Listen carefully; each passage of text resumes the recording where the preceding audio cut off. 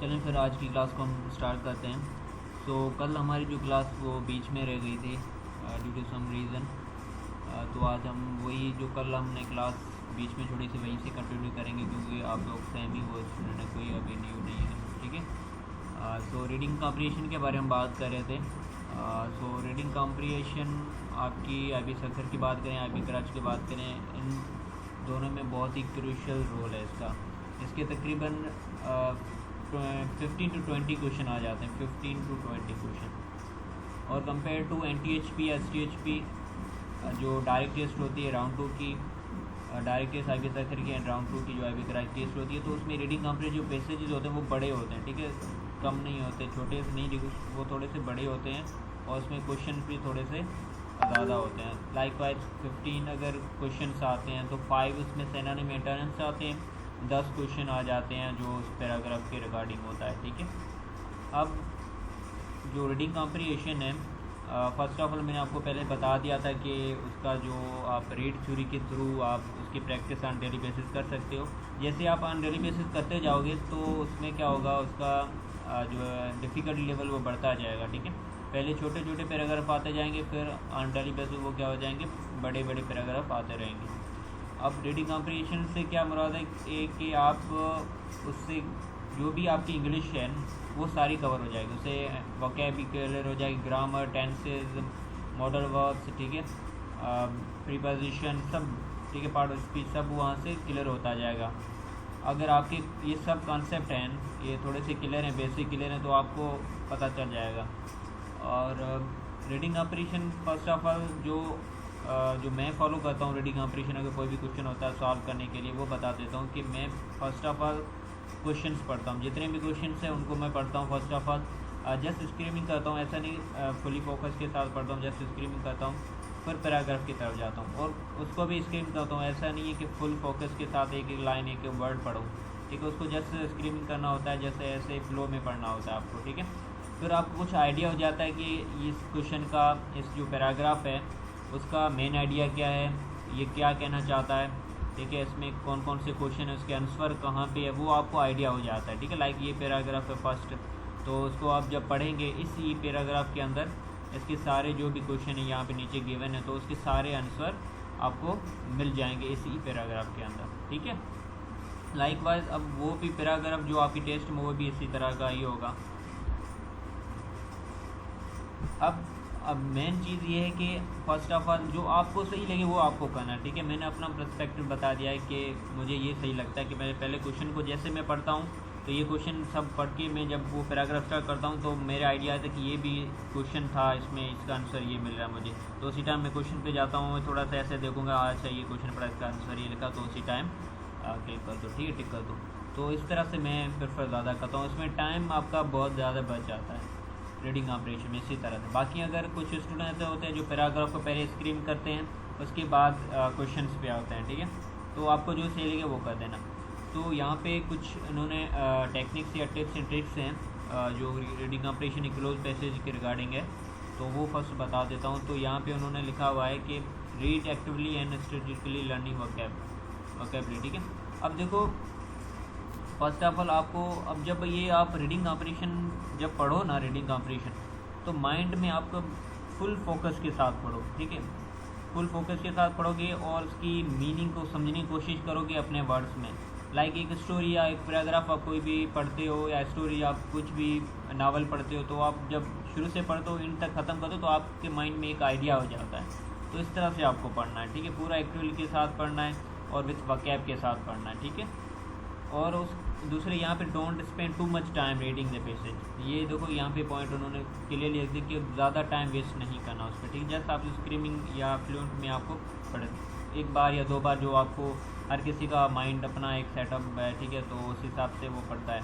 तो जस्ट अपना time waste नहीं करना, जस्ट स्क्रीमिंग करके आंसर आपको फाइंड करने होते हैं। बाकी don't read every sentence, do a preliminary scheme of the passage before looking at the question.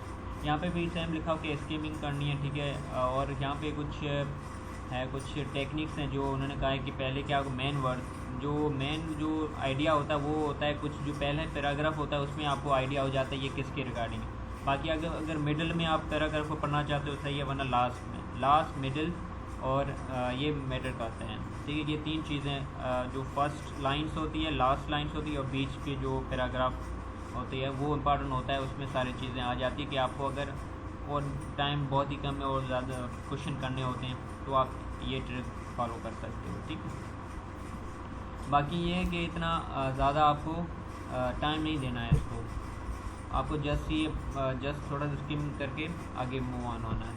क्योंकि अब देखो आपकी जो इंग्लिश है, इंग्लिश उसको सब हर स्टूडेंट समझता है कि इंग्लिश है वो आसान है और हम लोग कर पाएंगे इंग्लिश को, ठीक है, इतना ज़्यादा टफ नहीं होगा। बट इंग्लिश की वजह से स्टूडेंट बहुत रह जाते हैं, क्योंकि उसको आसान समझते हैं और उसको ज़्यादा टाइम नहीं देते, प्रैक्टिस नहीं करते, ज़्यादा मैथ पे करते हैं और मैथ में ही कम आ जाते हैं और उसमें भी आ जाते हैं। देखो आपकी अगर मैथ आपकी वीक है तो इंग्लिश पे ज़्यादा फोकस करो, ताकि इंग्लिश में आप ज़्यादा मार्क्स आपके आ सकें।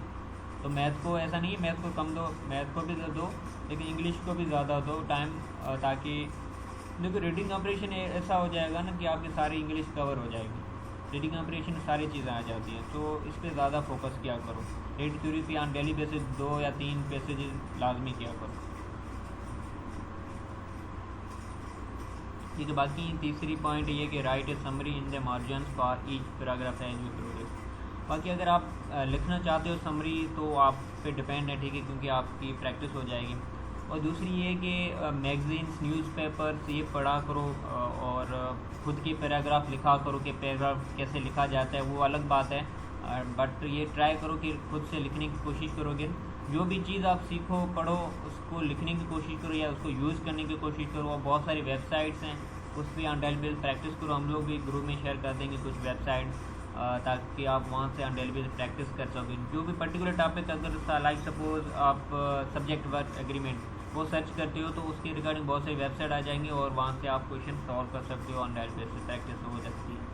तो ये रहो, बाकी हम लोग मैं ग्रुप की सेटिंग भी ऑन कर दूँगा ताकि आप प्रैक्टिस कर सको, एक दूसरे डिस्कस कर सके कि क्वेश्चन कौन कर सकते हो, या आप लोग जो भी आपके पास अगर मटीरियल वो भी शेयर कर दो दोस्तों के साथ, और कुछ लिंक्स अगर आपको पता है कि ये वेबसाइट अच्छी है तो वो शेयर कर दो, ठीक है। इस तरह से बाकी फोर्थ पॉइंट है प्रैक्टिस। प्रैक्टिस बहुत ही ज़्यादा है, ठीक है, प्रैक्टिस मेक्स परफेक्ट, आपको लाजमी करनी है, इंग्लिश हो या मैथ की दोनों की प्रैक्टिस करनी है, ठीक है। लेट्स सी अगर हम पेसेज जो 1 है, ठीक है, इसकी तरफ आते हैं तो इसको आपको लाजमी से आप पहले पढ़ो, ठीक है, 2-3 मिनट आपको मैं देता हूँ, इसको लाजमी से पढ़ो और उसके बाद हम लोग आते हैं इसके 2-3 क्वेश्चन पे आते हैं, ठीक है। आप जब ये शुरू से लास्ट पढ़ोगे तो आपके माइंड में एक आइडिया होना चाहिए किसके रिगार्डिंग ये पेसेज है, फिर आप जल्दी से उसका आंसर दे पाओगे, ठीक है। अब मैं उस टाइम पैराग्राफ वापस पे नहीं जाऊँगा, ठीक है, पैराग्राफ की तरफ नहीं जाऊँगा, आपको ये आंसर देने, तो इसको लाइन बाय लाइन सही से पढ़ो, क्योंकि अभी मैं आपको 5 मिनट दूँगा, क्योंकि अभी आपका फर्स्ट टाइम आप ये चीज़ कर रहे हो।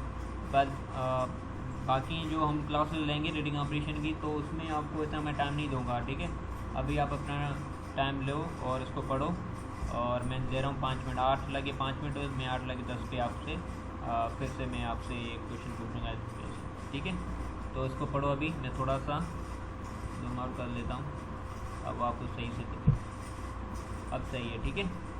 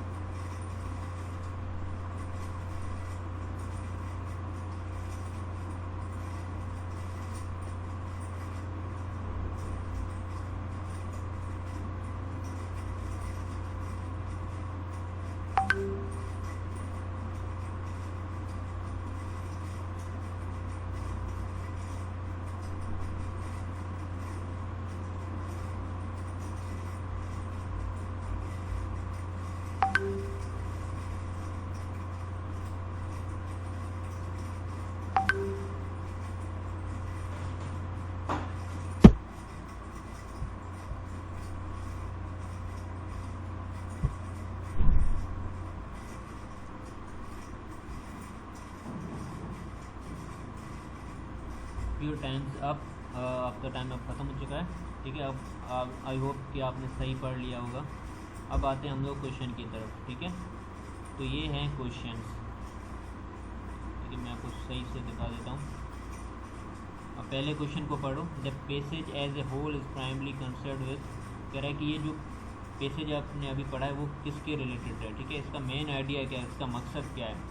तो यहाँ पे उनके 5 ऑप्शंस हैं, A B C D E, ठीक है। तो फर्स्ट पे हम आते हैं, तो analysing A current debate, analysing A current debate, I don't know six, क्योंकि इसमें कोई डिबेट नहीं है, ठीक है। मतलब कोई बता रहा है इस चीज़ के बारे में, बाकी डिबेट इसमें कोई चीज़ नहीं है, ठीक है, ना ही एनालाइजिंग कोई चीज़ है। फिर है criticising a well established theory, may be little bit है ये, ऐसा नहीं है। फिर है showing how new fact support a previously dismissed hypothesis, ठीक है। ये भी हाइपोथेसिस को डिसमिस कर रहा है प्रीवियसली जो सपोर्ट है, ये समहाउ भी हो सकता है।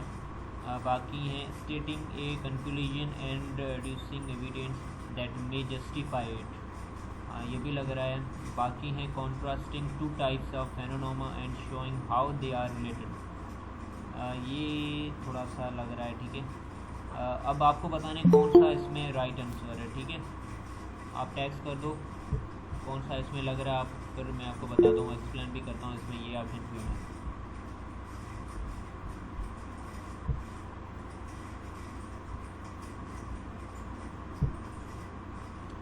अच्छा, रोहन बता रहे हैं डी ए, और जो भी स्टूडेंट अपने बताओ। अच्छा, जैनब बोल रही है बी ए।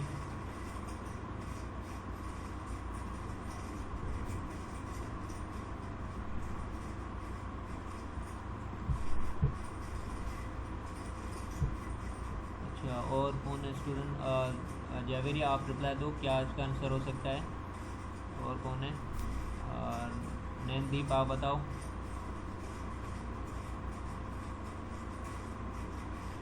जल्दी जल्दी टेक्स्ट करो।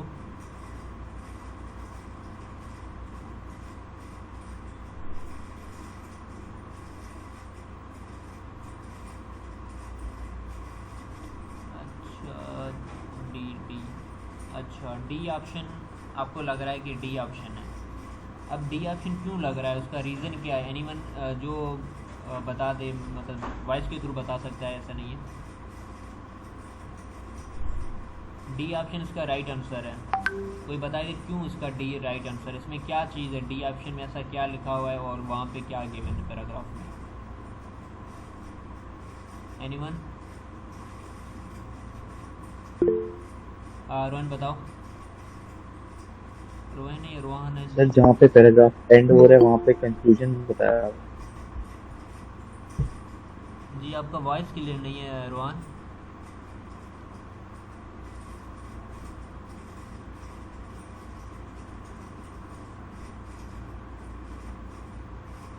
और कोई बताए? नारायणदीप और कौन? जावेरी, आपने डी बताया, कोई भी बता दे।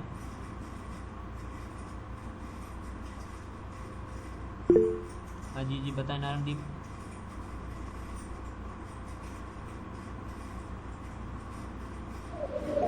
सर वैसे देखो, मिल्की वे जो है ना उसके बारे में कुछ बताया गया है, और बाद में ओवरऑल कंक्लूजन बताया है, और उसके बारे में एविडेंस जो भी है ना वो बताया है इसमें। जी, आपका वॉइस मुझे नहीं समझ में आ रहा है, पता नहीं क्या हुआ, लेकिन at the end Rohan at the end of paragraph conclusion is present, सही है, ये भी है, ठीक है। टैक्स कर दो। नारायणदीप और जावेरी, आपका आंसर ये क्यों डी आ रहा है, मतलब क्या आपको लगता है? ठीक है, आप टैक्स कर दो। वॉइस का आई थिंक कुछ इशू, मुझे यहाँ पे नहीं सुनाई दे रहा है या आप लोगों का इशू है। चलो मैं बता देता हूँ, ठीक है। आप अपना टैक्स कर दो, आप अपना टैक्स कर दो, ठीक है। तब तक देखें आप लोगों के आंसर में मेरे आंसर में क्या फ़र्क है, क्या मतलब डिफरेंस है। देखो, डी ऑप्शन इसका राइट है। कह रहा है कि stating a conclusion and adducing evidence they made justify. अब ये जो बता रहा है पैराग्राफ के रिगार्ड में, पैराग्राफ पे आता हूँ, ठीक है, ये कंक्लूजन बता रहा है, ठीक है। तो देखो, किसी भी चीज़ को अगर हमें देखना होता है कि ये इसका आइडिया क्या है, तो हमें क्या होना है, दो जो लाइंस देखनी है जहाँ पे फुल स्टॉप आता है, पहली लाइन दूसरी लाइन तक जहाँ पे फुल स्टॉप होता है उसको देखना, और लास्ट लाइन के जो फुल स्टॉप है उसके बाद क्या लिखा वो देखना होता है हमें, तो हमें आइडिया हो जाता है कि क्या चीज़ लिखी हुई है। ठीक है, तो फर्स्ट लाइन से हमें इतना कुछ आइडिया नहीं हो रहा, लेकिन लास्ट लाइन हम लिखते हैं तो उससे हमें आइडिया हो रहा है। ये कोई कंक्लूजन बता रहा है, कोई एड्यूसिंग बता रहा है कि इस पैराग्राफ की रिगार्डिंग। ठीक है, मिल्की वे के बारे में बता रहा है कि उन्हें वो कंक्लूड कर रहा है कि लास्ट में। ठीक है, तो उसका आइडिया हमें पता है। देखो, अगर आपको पैराग्राफ का आइडिया जानना हो है तो आपको क्या करना पड़ेगा, पहली लाइन देखनी है या लास्ट वाली लाइन देखनी है, तो आपको आइडिया हो जाएगा कि यहाँ पे क्या कहना चाहता है। तो लास्ट लाइन में लिखा हुआ at present therefore the best explanation दो still quite tentative for the darkness of the corona is that the corona is the composed mainly of whole burnt out stars। ठीक है, तो ये इनका जो है कंक्लूजन है, तो इसके बारे में ही वो बता रहा है, मिल्की वे के बारे में ही बता रहा है लास्ट में। D option is the right answer. ठीक है, बाकी जो डिबेट नहीं हो रही है, ना ही कंपेरिजन हो रही है कहीं पे, ठीक है, ना ही थ्योरी के बारे में कोई बताया जा रहा है कहीं पे, ये जो डी ऑप्शन कुछ समहाउ राइट आंसर दे रहा है। ठीक है, एविडेंस दे रहा है कि इस चीज़ों के बारे में, कि मिल्की वे के बारे में, कि ये चीज़ें होती है, इसमें ये चीज़ें होती हैं। अब देखिए आपका आंसर क्या लिखा हुआ है, आपने किसी ने टेक्स्ट किया नहीं, लिखा आपने किसी ने। चलें ठीक है, नेक्स्ट क्वेश्चन पे आते हैं। नेक्स्ट क्वेश्चन पे देखो, क्वेश्चन नंबर 2 पे आते हैं हम लोग। बाकी जो न्यू स्टूडेंट आए तो वो काइंडली इस पैराग्राफ को सही पढ़ लें, मैंने ग्रुप में भी भेजा हुआ है इसको। यहाँ पे लिखा हुआ है according to passage a bright part of galaxy typically includes, ये आपको आंसर देना है। सेकंड का क्या इसमें हो सकता है answer, galaxy and cluster of stars, a balanced mixture of old and new stars, a large portion of the galaxy mass, part of the corona of the galaxy, gases such as hydrogen and carbon monoxide।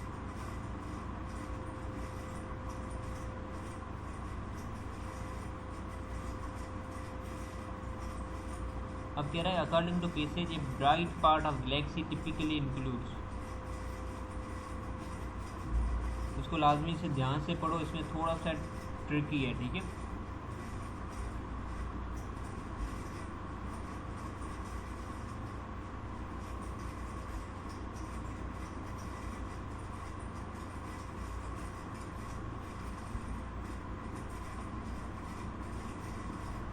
इसका answer क्या आएगा, जैनब बता रही है ई, रुमान बता रहा है ई, जावेरी कह रही है ई। अब जो कह रहे हैं ई आंसर है तो उसका मतलब क्या है, रीज़न क्या है, आप टाइप कर दें। नारायण दीप सही है, ई इसका राइट आंसर है। अब क्यों इसका राइट आंसर है, काइंडली टेल मी कि क्यों है, टाइप कर दो।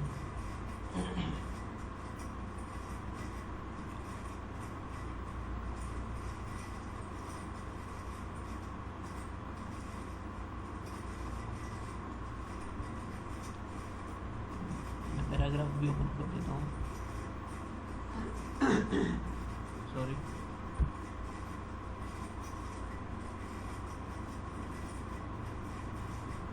ठीक है, इसका आंसर इसी पैराग्राफ के अंदर लिखा हुआ है। कहाँ पे लिखा हुआ है, ये लिखा हुआ है। ठीक है, मैं लाइन कर लेता हूँ, ये लिखा हुआ है। ठीक है, ये लिखा हुआ है आंसर इसका,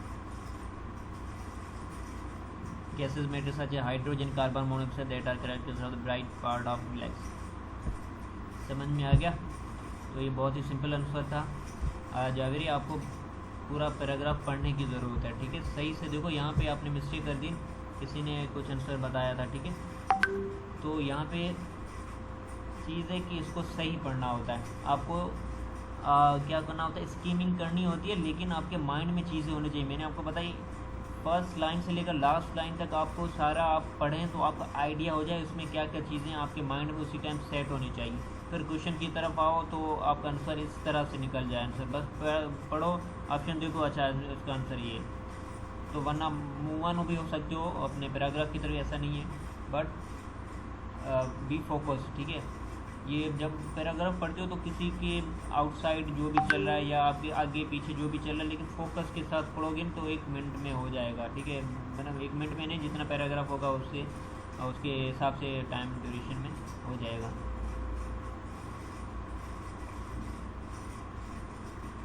चलो सही है। तो इस तरह से आप जो रीडिंग कॉम्प्रिहेंशन उसकी प्रैक्टिस कर सकते हो, ठीक है, ऑन डेली बेसिस। ये मैंने शेयर कर दी है। इसका बाकी जो रिमेनिंग है वो आपको सॉल्व करनी है सारे। और मैंने कल आपको एक होमवर्क भी दिया था, ठीक है, मैं आपसे वो पूछना चाहूँगा कि आपको मैंने दिया था होमवर्क, ठीक है, एक जस्ट वेट सेकेंड, ठीक है। जिस किसी को पूछना हो तो बीच में मुझसे पूछ सकता है, टाइप मैसेज कर सकता है बीच में, ठीक है, कुछ भी पूछना हो आपसे।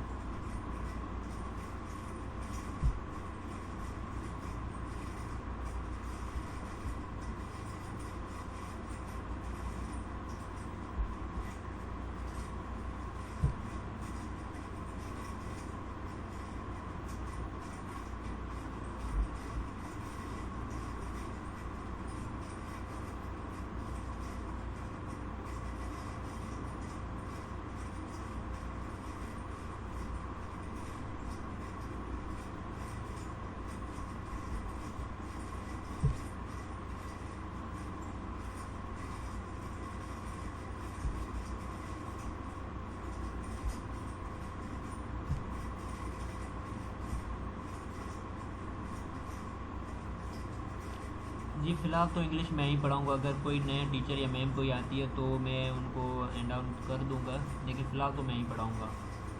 क्योंकि मैम जो थी, हमने जो हायर की थी, वो उनके एग्ज़ाम चले तो वो बहुत डिस्टर्ब हो रही थी, ठीक है, तो मैं नहीं चाहता वो भी अपने डिस्टर्ब हो जाएँ। उनके बीच में बहुत सारे मैंने एग्ज़ाम्स, अगर एक पेपर है तो 3-4 गैप के बाद दूसरा पेपर है, और उनका जो पेपर वो 5 जून तक चलेंगे, तो बीच में वो डिस्टर्ब रहेंगी, क्लासेस हमारी चलाएंगी, तो इसीलिए तो मैंने कहा छोड़ दें, हम लोग इंग्लिश को कंटिन्यू कर लेता हूँ मैं। एंड बाकी अगर बीच में कोई और टीचर मिल जाता है तो वेल एंड गुड, बट मुझे लगता है मैं ही पढ़ाऊँगा, क्योंकि अभी टीचर कोई मिल भी नहीं रहा है और उन सब के एग्ज़ाम्स चल रहे हैं ना अभी, दैट्स वाई।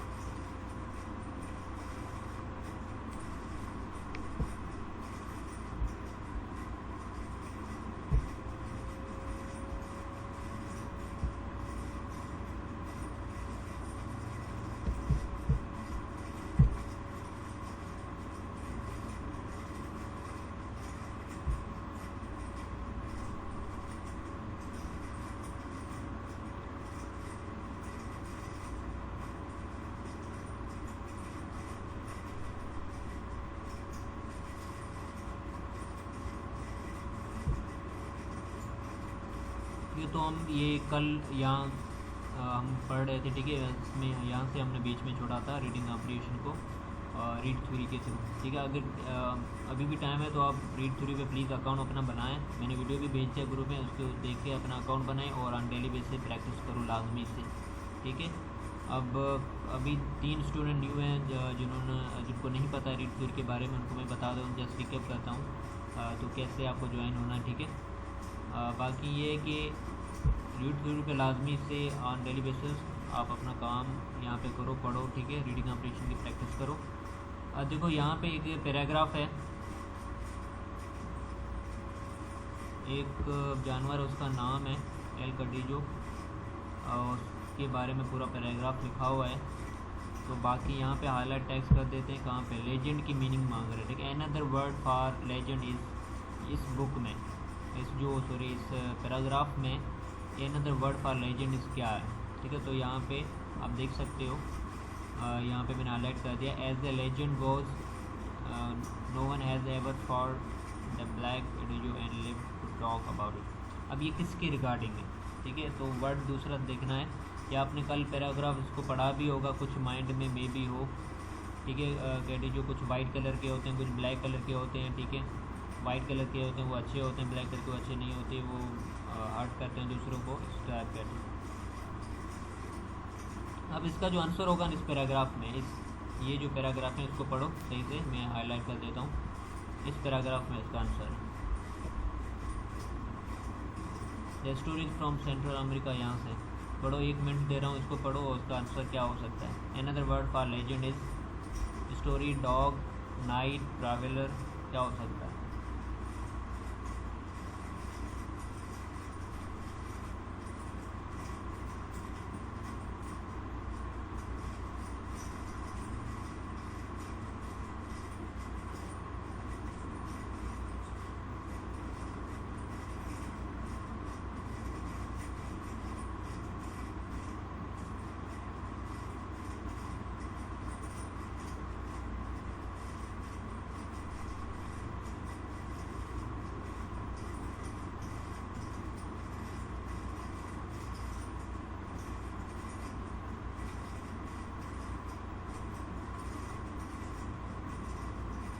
क्या हो सकता है इसका आंसर,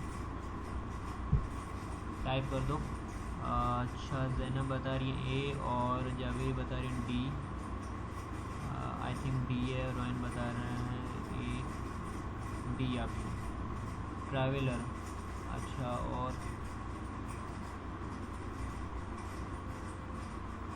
ठीक है, मोस्टली आंसर आ रहा है डी आ रहा है, नहीं डी आ रहा है, तो लेट्स सी डी पे क्लिक करते हैं क्या आता है आंसर इसका।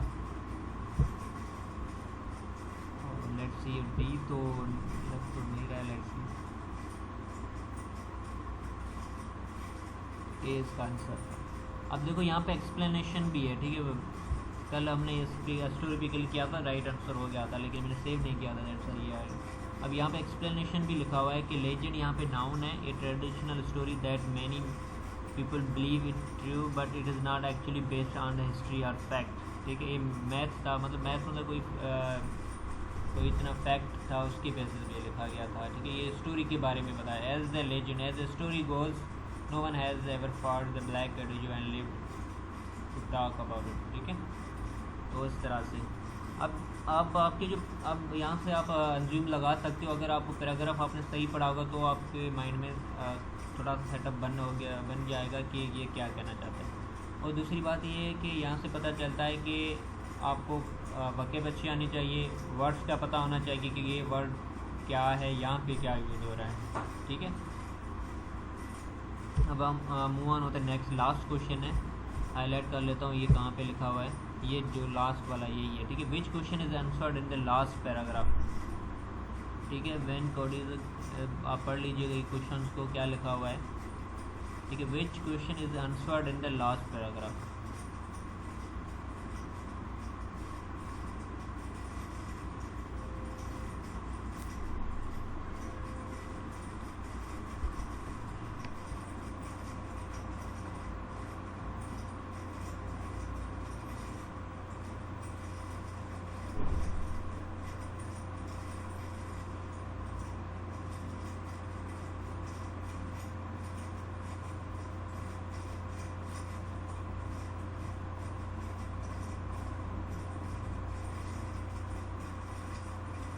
बहुत ही सिंपल आंसर इसका, अब इसका आंसर है। ठीक है, और यहाँ पे लिखा है चैलेंज क्वेश्चन, मतलब ये थोड़ा सा ट्रिकी क्वेश्चन हो सकता है।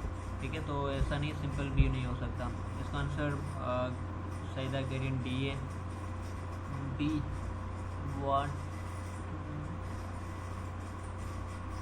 डी तो नहीं लग रहा है क्योंकि लुक लाइक ऐसा लग रहा है, वो तो पहले से बता दिया था उन्होंने, डी तो नहीं लग रहा है। सी, देखो सी भी नहीं लग रहा, सी इसीलिए नहीं लग रहा क्योंकि वो सिर्फ ब्लैक के बारे में ही बता रहा है, वाइट के बारे में ही बता रहा है ना, तो डी के बारे में भी नहीं लग रहा है।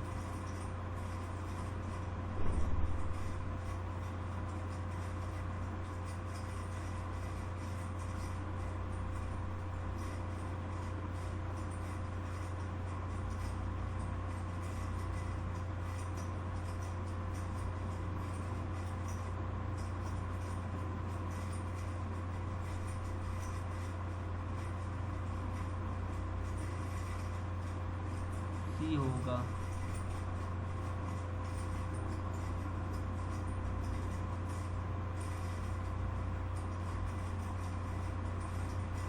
लग रहा है। और कौन जावेरिया रहता है, प्रकाश, आप लोग कहाँ दूसरे कहाँ हैं, वो क्यों आंसर नहीं दे रहे हैं?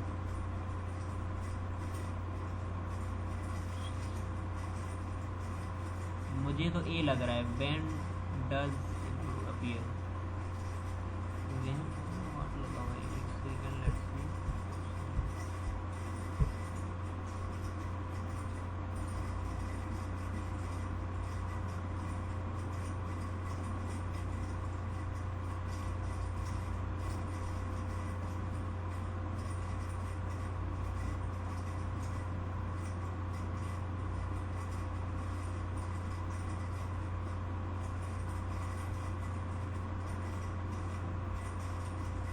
मुझे तो ए लग रहा है, ठीक है। आप लोगों को मोस्टली कह रहे हैं सी लगेगा। अब बाकी रिमेनिंग स्टूडेंट को देखते क्या करें। वेयर द अदर, क्यों दूसरे कहाँ गए, वो आंसर नहीं दे रहे मुझे।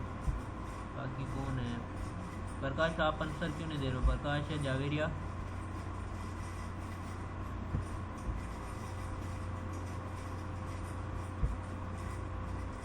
चलो आप कहते हैं सी है तो सी पे हम लोग क्लिक करते हैं, बट मुझे नहीं लग रहा है। लेट्स सी, सी पे करते हैं, ठीक है। सबमिट, मे भी सही हो, क्या पता। राइट आंसर है, why should you run from the black eddy. View result, हमें पता चल रहा है 4 हमने सही किए हैं और 3 गलत किए। Why should you run the black eddy, जो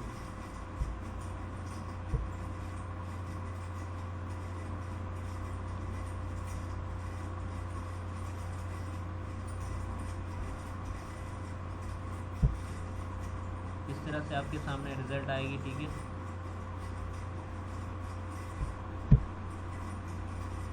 क्विज कंप्लीटेड। उसके बाद आपके सामने नेक्स्ट क्विज आ जाएगी, ठीक है। यहाँ पे क्लिक करके नेक्स्ट क्विज आ जाएगी और उसको सॉल्व कर लेना, ठीक है।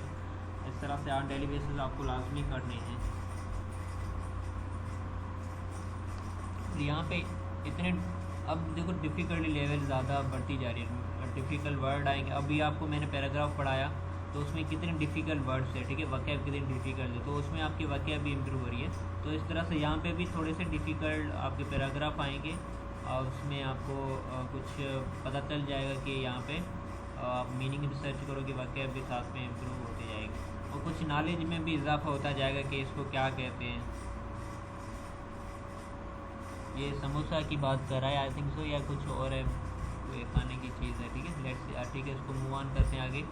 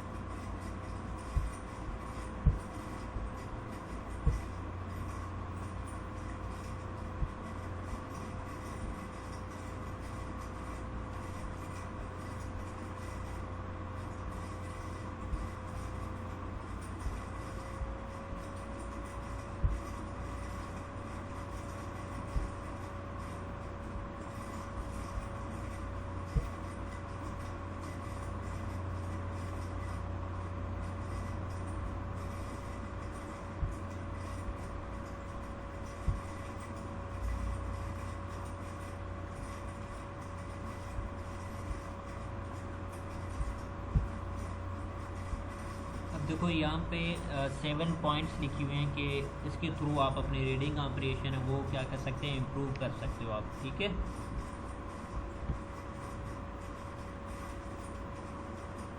ये पैराग्राफ आई थिंक मैंने ग्रुप में शेयर किया हुआ है, तो इसको आपको लाजमी से पढ़ने, और इसमें तकरीबन 18 पेजेस हैं, लेकिन जो 17 पेजेस है उसमें रीडिंग कॉम्प्रिहेंशन ही लिखी हुई है, उसके आंसर भी नीचे लिखे हुए हैं सबके। तो उसको लाजमी से पढ़ना, पहले तो सॉल्व खुद से करना, उसके बाद देखना है आंसर कितने आपने राइट किए कितने गलत किए, ठीक है। पर लाजमी से प्रैक्टिस करें। जैसे अब इंग्लिश की क्लास ख़त्म हो, प्लीज़ जो इनके रीडिंग कॉम्प्रिहेंशन जो भी मैं काम दूँगा उसको लाजमी से 1 घंटा 1.5 घंटा लाजमी दो। फिर ट्राई करो कि इससे ज़्यादा और पढ़ने की कोशिश रीड थ्रू भी करो, और कुछ वेबसाइट से वहाँ से भी अलग ट्राई करने की कोशिश करो, ठीक है। जस्ट महदूद नहीं रहना, ठीक है, लिमिटेड नहीं रहना है आपको। अब देखो यहाँ पे 7 कुछ चीज़ें पॉइंट में रखनी है, की पॉइंट्स है, वहाँ से आप क्या हो सकते हैं, रीडिंग कम्प्लीशन आपकी इम्प्रूव हो सकती है, ठीक है। अब बाकी यहाँ पे कुछ लिखा हुआ है कि पर्पज़ ऑफ रीडिंग कम्प्लीशन की क्या है, वो आप देख लेना, ठीक है। अब मेन चीज़ों पे हम लोग ज़्यादा आते हैं, ठीक है।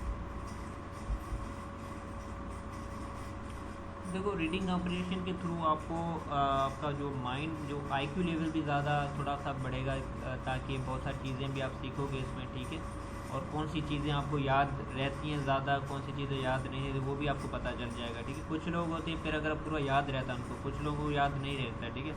अब जिनको याद रहता है उनकी प्रैक्टिस ज़्यादा होती है, दैट्स वाई वो याद कर लेते हैं, ठीक है। जिनकी वक़ैब अच्छी होती है तो वो भी जल्दी से कैच वर्ड को कर लेते हैं, उन सेंटेंस को तो समझ जाते हैं। और कुछ लोग ऐसा पढ़ते हैं उनको उर्दू में साथ में ट्रांसलेट भी कर लेते हैं और उनकी एक स्टोरी बन जाती है उस पैराग्राफ की, ठीक है। तो अंडरस्टैंडिंग करना लाजमी होता है फर्स्ट ऑफ ऑल, ठीक है। जो भी है यहाँ पे लिखा हुआ है, you have a framework in your mind for reading, understanding and जो भी स्टोरिंग इन्फॉर्मेशन। आपके माइंड में आप स्टोर करो, जो भी आप पढ़ रहे हो उसको स्टोर करो, अंडरस्टैंड करो, ठीक है।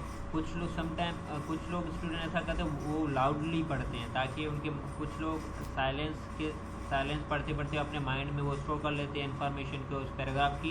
कुछ लोग क्या करते हैं, वो थोड़ा सा बोलते हैं साथ में, तो उनके माइंड में वो बैठ जाता है। जो आपको अपनी जो भी हैबिट है आपकी हॉबी है तो उसको फॉलो करो, ठीक है। समटाइम क्या होता है, कुछ ऐसे पैराग्राफ होते हैं जो आपके, अब आ गया कोई भी पैराग्राफ ऐसा आ जाता है जो कि अभी आया देंगे, ठीक है। जो भी मैंने पहला पैराग्राफ जो मिल्की वे के आ गया, जो बहुत ही थोड़ा सा कॉम्प्लिकेटेड लग रहा, समझ में नहीं आ रहा था ना। कुछ ऐसे होते हैं जो आपको समझ में आ जाए, लाइक स्पोर्ट्स के रिगार्डिंग आ गया, एजुकेशन के रिगार्डिंग आ गया, और को एजुकेशन के रिगार्डिंग, ठीक है, सोसाइटी के रिगार्डिंग है। तो वो चीज़ें हम जो रोज़मर्रा में देख रहे हैं, समझ रहे हैं, पढ़ रहे हैं, तो वो हमें चीज़ें समझ में आ जाती हैं। कुछ ऐसी चीज़ें पैराग्राफ आते हैं जो हमें समझ में नहीं आते, ठीक है, और उनके वर्ड्स भी समझ में आते हैं। तो उसके लिए चीज़ ये है कि आपको प्रैक्टिस करनी होगी on daily basis. But thing is that के ऑन डेली बेसिस आपको प्रैक्टिस करनी होगी, ठीक है। बाकी इसकी टिप्स मैं समझा कोई है नहीं, बस प्रैक्टिस करो ऑन डेली बेसिस, फिर आपका हो जाएगा चीज़, ठीक है। बाकी यहाँ पे कंसंट्रेशंस, ठीक है, गुड स्टडी टेक्निक्स, उसके थ्रू आपकी टेक्निक्स भी अच्छी इंप्रूव होने जाएंगी कि किस तरह से रीडिंग आप कर सकते हो, ठीक है। और मेंटल एक्टिविटीज़ भी साथ में हो जाएंगी साथ में, ठीक है। बाकी यहाँ पे भी लिखा हुआ, अगर आप इसको ज़्यादा पढ़ना चाहते हो तो आप रीडिंग न्यूज़पेपर, मैगजीन्स, बुक्स ज़्यादा पढ़ो, ठीक है। जो आपको ज़्यादा अच्छे लगें जो भी बुक्स, तो उसको ज़्यादा पढ़ो आप, ठीक है। बाकी ऐसा करो, पैराग्राफ को लिखने की कोशिश करो ज़्यादा, तो भी सही रहेगा। अब यहाँ पे पैराग्राफ को किस तरह से लिखा जाता है, किस तरह पढ़ाया जाता है, वो यहाँ पे लिखा हुआ है, ठीक है। अब ये भी जिसको पता है कि पैराग्राफ कैसे लिखा जाता है, कि पहले मेन आइडिया लिखा जाता है, फिर उसके अंदर बॉडी लैंग्वेज, जो बॉडी के पार्ट होते हैं 3, यहाँ पे 5, कुछ लोग मोस्टली 3 यूज़ करते हैं बॉडी पार्ट, ठीक है। तो उस तरह से जैसे हम लोग फ्रेजेस होते हैं, ठीक है, और ट्रांजिशन वर्ब्स भी यूज़ करते हैं साथ में। तो यहाँ पे उन्होंने पूरी डिटेल लिखी दी है, ठीक है।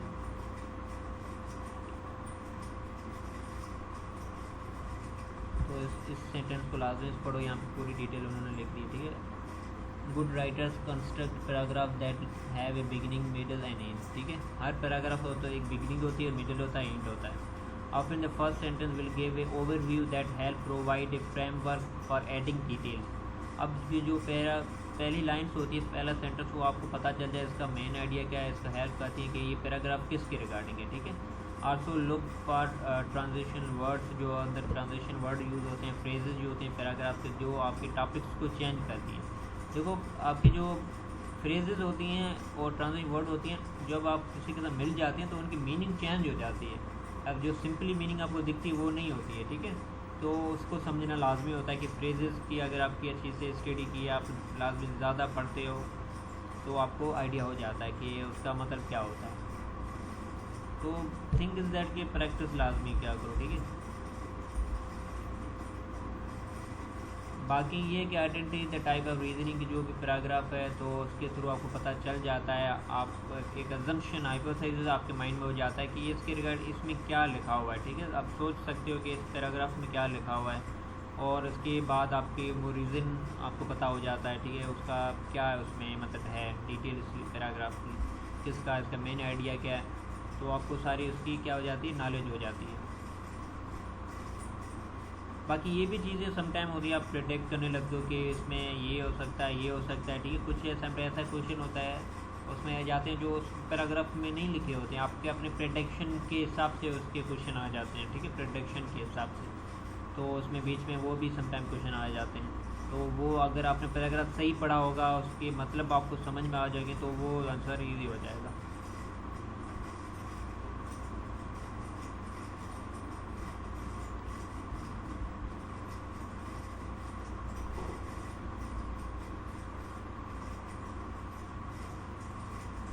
बाकी इतना वर्क तो हाँ, ये जो है क्रिएट मोटिवेशन एंड इंटरेस्ट, इसमें ये सही लिखा हुआ है कि आप बहुत ज़्यादा मटेरियल पे ज़्यादा फोकस करो, जहाँ पे भी आप रीडिंग में मटेरियल मिलता है उसकी प्रैक्टिस करो, क्वेश्चन पूछो, ठीक है, डिस्कस करो विद क्लासमेट, ठीक है। तो इससे क्या हो जाएगा, अच्छे से आपकी इम्प्रूव हो जाएगी रीडिंग कॉम्प्रिहेंशन। हाँ, बाकी रीडिंग कॉम्प्रिहेंशन के बहुत सारे मतलब की टाइप्स होती हैं, कुछ ग्राफिक होती हैं, ठीक, पिक्चर से जो होती हैं, ताकि एक पिक्चर दी जाती है कि इसमें आप बताओ इसमें क्या मतलब उसके रिगार्डिंग पैराग्राफ लिखो, उसमें आप क्वेश्चन खुद फाइंड करो, ऐसा भी हो जाता है, ठीक है। बट IBM नहीं आता तो इसको लीव कर दो। बाकी अगर सॉल्व करना चाहते हो तो उसमें हाईलाइट, समराइज एंड रिव्यू कर दो। कोई भी चीज़ होती है, क्वेश्चन से लगता है आपको इम्पॉर्टेंट है, या क्वेश्चन आप पढ़ते हो, पहले क्वेश्चन पढ़ते हो फिर पैराग्राफ की तरफ आते हो, तो उन क्वेश्चंस को हाईलाइट करते जाओ, ठीक है। पेन अभी तो जो आप पढ़ रहे हो तो पेंसिल, कोई भी पेन, कोई भी कलरफुल पेन यूज़ करके आप कर सकते हो, लेकिन एंट्री टेस्ट में नहीं करना है आपको, यहाँ पे आप कर सकते हो, ठीक है। और जब आप पैराग्राफ पूरा पढ़ते हो उसके बाद अपने माइंड में सोच के उसका समरी लिखने की कोशिश करो, ठीक है, ताकि आपका माइंड सेट हो जाए और आप थोड़ी नॉलेज में इजाफा हो जाएगी, और आप लिखोगे तो बहुत सारी इंग्लिश आपकी ज़्यादा इम्प्रूव भी हो जाएगी, ठीक है। और जब आप IBA के अंदर आ जाओगे तो इंग्लिश का बहुत ही इंपॉर्टेंट रोल है, ठीक है, तो ये याद रखो। बाकी इसके थ्रू आपकी वोकैब ऑफ कोर्स इम्प्रूव हो जाएगी। बाकी SQR3 क्या होता है कि ये होता है सर्वे क्वेश्चन, ये लिखा हुआ है survey question read recite and review. इसका मतलब ये होता है कि आप क्वेश्चंस आप जब पढ़ते हो, ठीक है, उसमें आप अपने क्वेश्चंस निकालते हो, ठीक है, और उसका रिव्यू करते हो, तो आपको क्या होता है, इससे कंफर्ट फील होती है जब आप ज़्यादा प्रैक्टिस करते हो।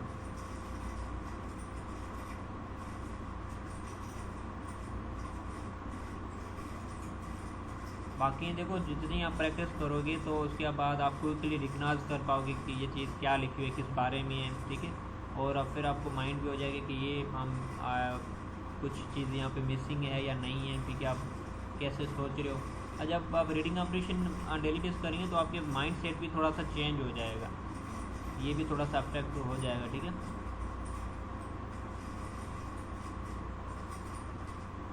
और आपकी सबसे ज़्यादा जो इम्प्रूव चीज़ें होंगी वो आपकी इंग्लिश की पढ़ने की जो फ्रीक्वेंसी वो भी ज़्यादा इम्प्रूव हो जाएगी, ठीक है।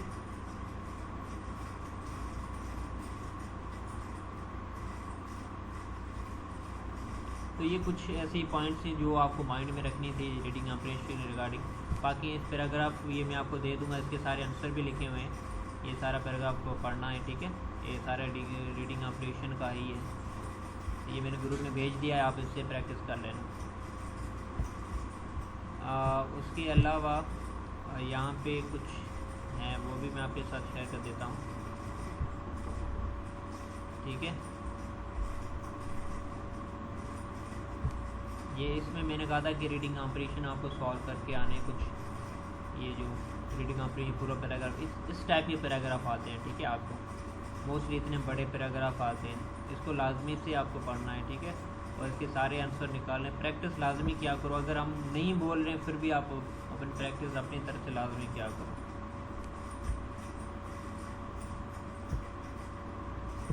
मोस्टली हम इस बुक को ही लाजमी ज़्यादा फॉलो करेंगे।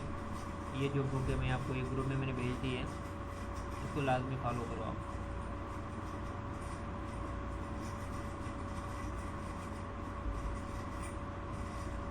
बाकी कोई भी क्वेश्चन है रीडिंग कंप्रीहेंशन के थ्रू, ठीक है, सो आप पूछ सकते हो मुझे।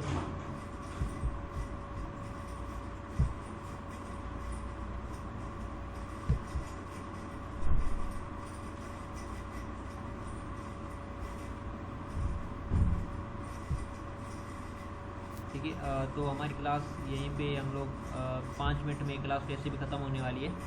सो आपकी कोई भी क्वेरी, आपके कोई भी क्वेश्चन हो, ठीक है, आप मुझे बता सकते हो। इस 5 मिनट में अभी तो हम लोग मीटिंग ख़त्म करने वाले हैं, तो रीडिंग कंप्रीहेंशन आज का क्लास ख़त्म। नेक्स्ट क्लास होगी हमारी जो कल क्लास होगी, ठीक है, इंग्लिश की क्लासेस ऑन डेली बेसिस मैं लूँगा आपकी, और ट्राई करूँगा कि 5 जून तक आपकी इंग्लिश की क्लासेस ख़त्म हो जाए। बाकी मैथ्स की क्लासेस आपकी बीच में 1-2 दिन नहीं चलेंगी, और उस दिन मैं कवर कर लूँगा आपका, ठीक है। आपकी ऐसा दिन ऐसा नहीं जाएगा जिस दिन आपकी क्लास नहीं होगी, ऑन डेली बेसिस आपकी क्लास चलेंगी, क्योंकि कुछ दिन बचे हैं, अभी 1.5 महीना बचा हुआ है। तो हम ट्राई करेंगे आपको अपना जितनी सर्विस दे सकें बेस्ट दें, और आप भी कंटिन्यूस रेगुलरली वो प्रैक्टिस कर सकें, है ना। वरना अगर बीच में अगर कुछ दिन रह जाते हैं तो आप भी सुस्त हो जाते हैं, हम लोग भी सुस्त हो जाते हैं, इतनी स्टडी सही नहीं हो पाएगी। तो आज का क्लास तो हम लोग यहीं पे माइंड अप करते हैं, और नेक्स्ट क्लास होगी हमारी वकैब की होगी, एमसीन पैसेजेस होगी, और मैं कुछ आपको वकैब के कुछ रिसोर्सेज बताऊंगा ताकि ऑन डेली बेसिस वहाँ से आप प्रैक्टिस कर सकें, क्योंकि वकैब का तो नहीं पता कहाँ से आ सकती है, बहुत सारे वर्ड्स हैं, तो इसीलिए कुछ मैं आपको रिसोर्स शेयर करूँगा ऑन डेली बेसिस, आपको वहाँ से प्रैक्टिस करनी है। तो आज का क्लास हमारा यहीं पे ख़त्म होता है, ठीक है, अल्लाह हाफ़िज़।